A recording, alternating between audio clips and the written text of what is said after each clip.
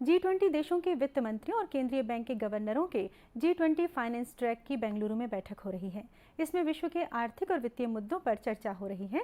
ये बैठक अगले वर्ष बेंगलुरु में 23 से 25 फरवरी तक होने वाली G20 देशों के वित्त मंत्रियों और केंद्रीय बैंक के गवर्नरों की बैठक से पहले हो रही है। दिसंबर तक चलेगी और इसमें संयुक्त राष्ट्र संघ के अलावा कई अन्य अंतर्राष्ट्रीय संस्थाएं शिरकत कर रही हैं। उद्घाटन सत्र में भारत के शेरपा अमिताभ कांत ने डिजिटल ट्रांसफॉर्मेशन के जरिए विकास लक्ष्य को हासिल करने की बात कही। We created a sense of competition on performance in these 115 districts on the strengths of good governance through data. Every citizen of these districts and every politician of these districts knew whether those districts were going up or down. And therefore, there was a huge sense of competition, and because of competition on the basis of data, these districts could improve radically. Bharat ने बीते 8 साल में जन कल्याण की दिशा में कई उपलब्धियां हासिल की हैं।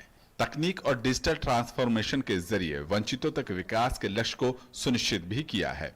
इसके अलावा भारत जलवायु परिवर्तन और मिशन लाइफ के लक्ष्यों को भी G20 की अध्यक्षता के दौरान बढ़ावा दे रहा है। मुंबई में हो रही डेवलपमेंट वर्किंग ग्रुप की बैठक में भारत की 3 मुख्य प्राथमिकताएं रहेंगी। एक, सस्टेनेबल डेवलपमेंट गोल्स की प्राप्ति के लिए गति को और तेज करना, दूसरा लाइफ या लाइफस्टाइल फॉर एनवायरनमेंट अपनाना, और तीसरा डेटा विकास के लिए ज्यादा से ज्यादा यूज करना।